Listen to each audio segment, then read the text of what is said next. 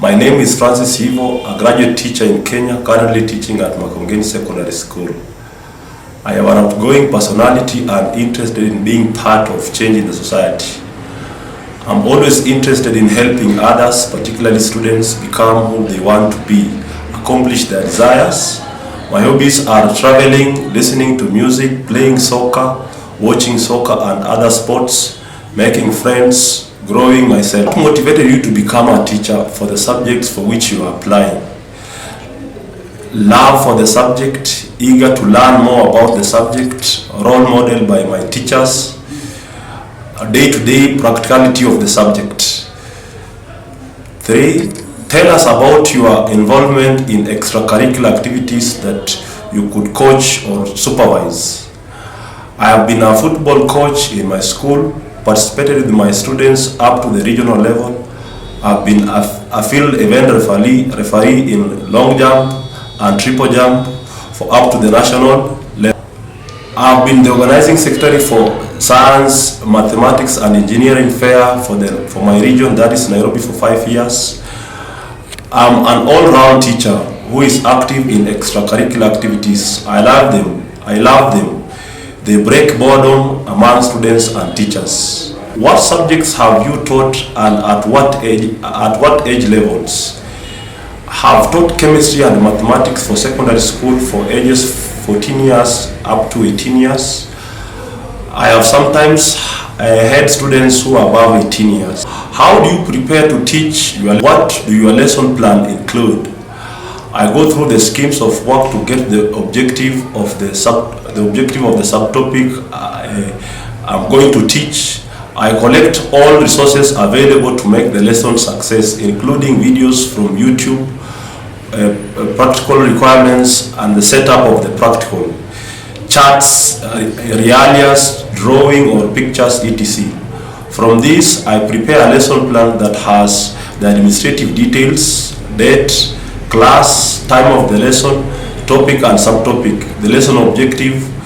The lesson plan also has an introduction part, the body of the lesson, where I use the available teaching resources to make learners understand. I give learners quiz or questions in class which I mark to reinforce and confirm if they have understood. The last part of the lesson is conclusion, where I give summary and key points of the content I have taught. I finally give out homework to be done later. Talk about 2 teaching strategies or methods that you effectively use in your classroom. The first method I normally use is learner-centered. This is where I make learners discover concept on their own by giving them prompting question. I group the learners in different groups and ask them to discuss the concept and present it in front of others, or I mark them at group level. The second method I normally use is lecture method. This is where I dictate notes and concept to learners as they write. They do the work on their own and bring up the work for marking. Something to note, I always combine both the method to ensure that learners get, fast learners and mark timers get the concept very well. When someone enters your classroom, describe the learning activities in which the students are engaged in. The students will be listening, answering questions, making notes, attempting given work, availing their work for marking, making corrections where necessary, asking questions, and discussing in groups. What methods do you use to evaluate your students' progress? Now, I use the following methods. One, there is use of RATs, which are random assessment tests that are given periodically.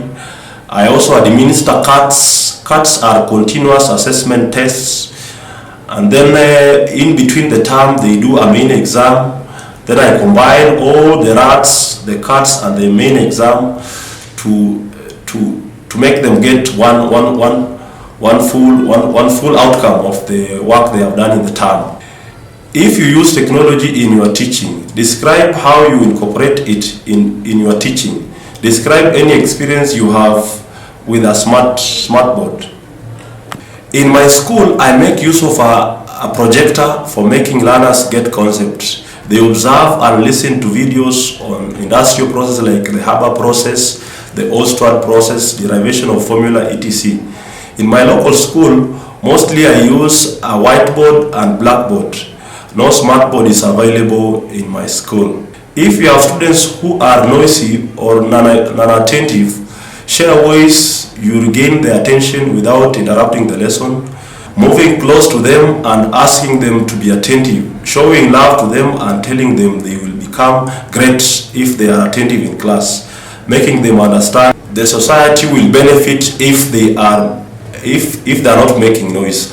Also bonding with learners to love the subject I'm teaching, so as to share, to have enough interest in it. Describe the most difficult problem you have had to deal with as a teacher, and how have you solved the problem. Student coming to school with machetes and hard drugs and doing sex scenes in school classroom.